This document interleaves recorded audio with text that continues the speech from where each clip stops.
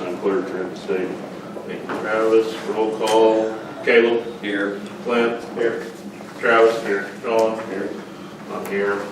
All the following items will be approved by one vote unless any board member desires to have a separate vote or any or all of these items. The consent agenda consists of the discussion, consideration, and approval of the following items 4A through 4M. Motion approved consent agenda. Second. Motion second by Travis. I'll vote yes. Yes. Yes. Yes. Yes. Other reports, principal reports.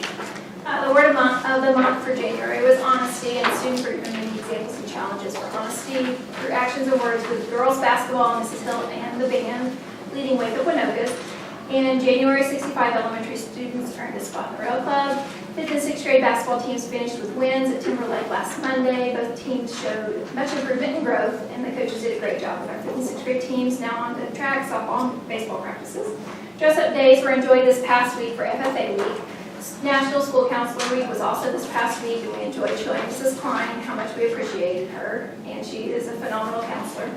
Some elementary students have shown at livestock shows and judged this past month and have done extremely well. Our local livestock show was February 1st, with our students being very successful there too. Elementary celebrated 100th day of school on January 2nd with so much fun, group activities in the multi-purpose building. Posters created that day were displayed in the cafeteria for the last couple of weeks. Kindergarten sang the national anthem on January 31st were fantastic.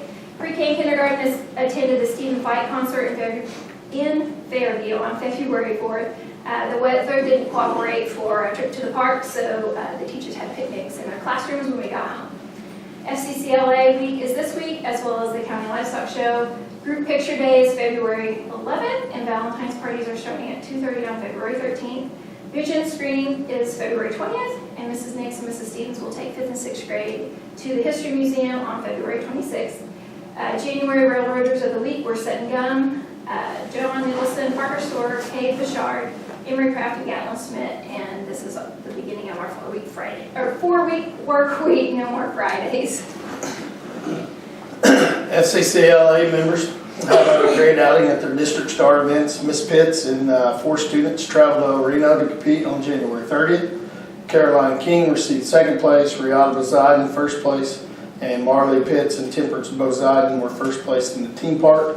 All 4 girls will be moving on to the state competition with the possibility of qualifying for nationals. The 4-H and FFA local shows held February 1st with 33 students exhibiting their animals. The baking contest was also held for the 2nd year in a row. The next show is today and tomorrow at Woods County, and then they will go to the district show from February 14th through the 25th.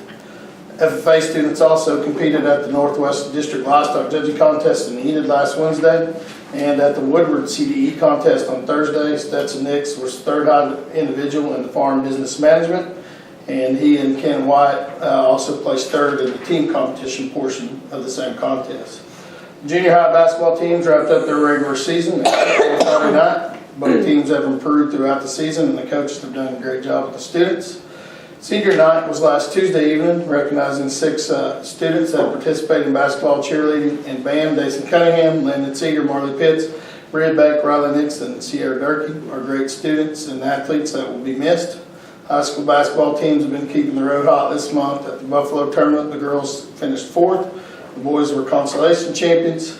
They will finish the regular season tomorrow night at Timberlake. The district playoffs will start this Friday at Canton. The girls will play Sentinel at 6:30, and the boys will play Canton at 8. 3 students have been chosen for the Student of the Week at Waynoka were Ian Ellis, Devin Cedar, and Caitlin Stromar. Thank you. Superintendent's report. All right, going over our finances for this month. For our general fund, our revenue is up this month. Our expenditures are up this month, but on the year it's less. Again, this month was a stipend payout, so that's kind of why it was up. Revenue again is down this month, but up on the year. You see on the year it's up 1.2 million, 770,869 of that was the target settlement. We'll go over that in a little more detail here in a minute. As far as for our cash balance in general fund, we're better positioned than we were last year, as you see there. Looking at our building fund expenditures, We are up this month and up on the year. Again, this is due to our bond payments. Revenue, again, is up. This is from ad valorem collection, but also because the Targa settlement brought in $106,000 for our building fund. Flipping it over, looking at our child nutrition.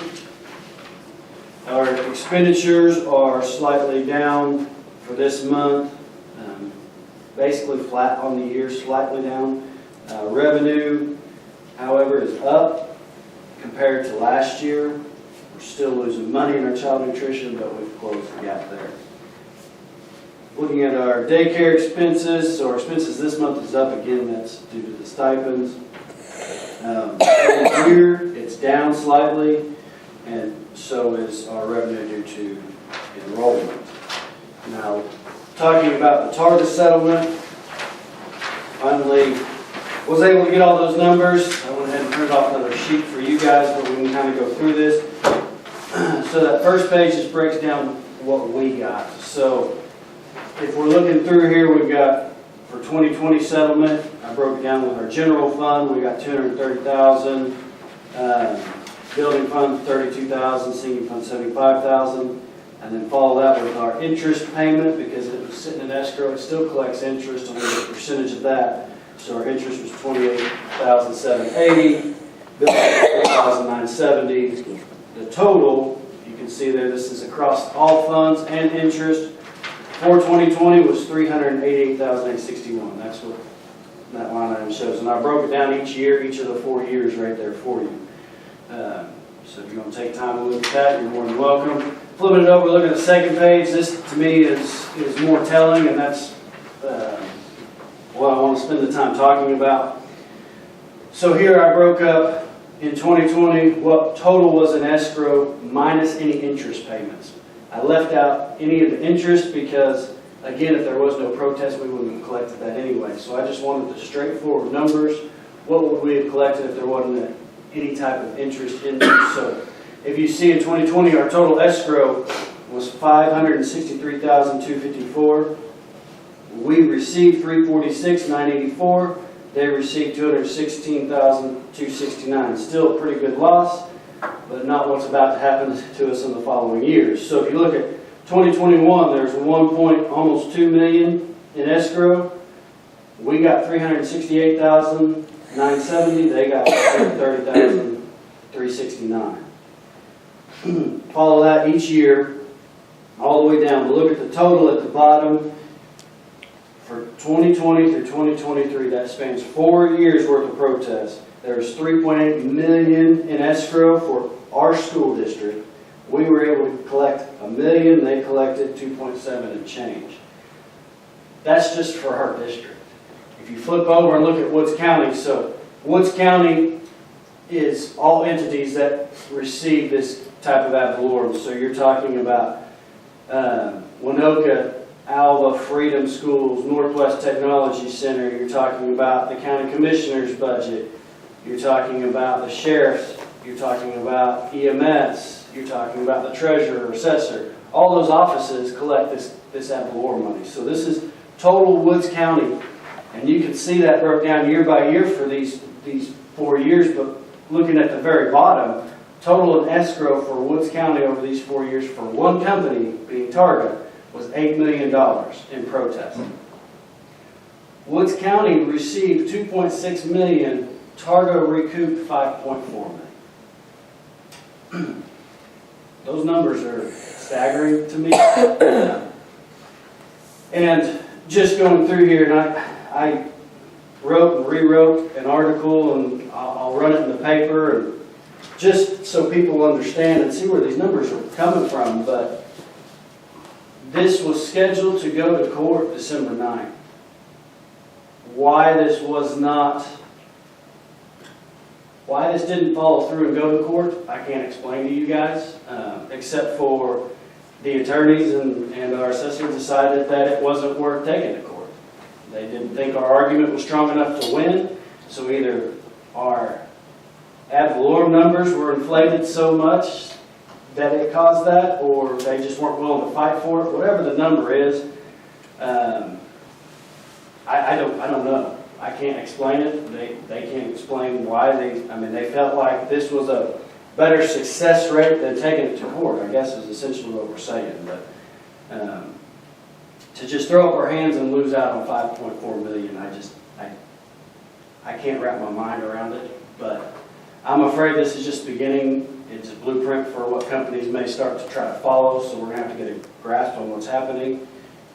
But it could severely affect our budgets, and it is affecting some schools' budgets, but could affect our budgets from here on out if we continue to do this. So, any questions about these numbers? Okay. I think, like I said, a lot of this stuff happens behind closed doors, and the general public doesn't realize it's going on and doesn't understand it's happening, but it's something we're going to have to start paying attention to for sure if we're just going to start settling, not taking stuff like this to court. So, as far as the bond, I guess I can end on a better note. We had a punch list done on the indoor facility, so hopefully they'll get that stuff cleaned up and get that turned over to us soon. Our addition back here in the back, if you haven't been there, it's all closed in. They've got all the sheetrock, they have all the texture.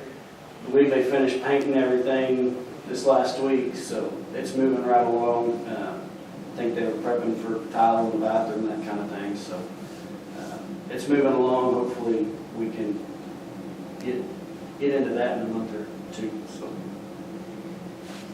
other than that, that's all I've got. Okay, thank you. Number 6, vote to approve or not to approve to amend and or adopt board policies 6A through 6H. So moved. Second by John, all vote yes. Yes. Yes. Yes. Yes. Vote to approve or not to approve the renewal of Employee Evaluation Systems, Inc. for OKPLE and McReal for the 25-26 school year. Approved. Second. Second by Caleb, all vote yes. Yes. Yes. Discussion and possible action to give Scott Klein superintendent authority to negotiate a settlement with OSmart on behalf of the Waynoka Board of Education. This OSmart obviously was our previous insurance company. Again, they're in what's called a receivership right now. They've closed their doors. This battle's been going on for, 4 years now. So there's talk about, they want to talk about settlement. Again, this is just to give the back and forth. The final numbers still have to come to you guys. Motion to approve. Second. Second by Clint, I vote yes. Yes. Yes. Yes. Yes. Discussion and possible action to purchase a new Suburban. Okay, I've got 3 quotes. As we go through here, we've got for Croft Chevrolet, we've got a 2024 with a price tag of $59,430. We've also got from Croft Chevrolet a 2025 with a price tag of $65,117. And then Vance and Woodward, the other one place I was able to get a quote, we have a 2025 that is $67,801. So we'll go through here. Our oldest Suburban is a 2010. Not really roadworthy. It's the one we use back and forth to go from the school to deliver food to our daycare. That would be the one we for sure need to get rid of in surplus. And then we've got 2 2015s that are starting to get up there in miles. It'd be nice to replace one of those. So just looking at what we've got here, Croft has the lower 2 prices. So any thoughts on those? They're not going to get any cheaper. No, nothing in this world gets any cheaper. They don't have batteries, do they? What? They don't have batteries. They are gas-powered vehicles. Okay. They do have a battery, but Yeah. they are gas-powered vehicles, 4-wheel drive, everything aligns with what we currently have. So, but if I could talk about purchase them both, then we can make a motion to purchase Suburbans from Croft, one at $59,430 and the other at $65,117.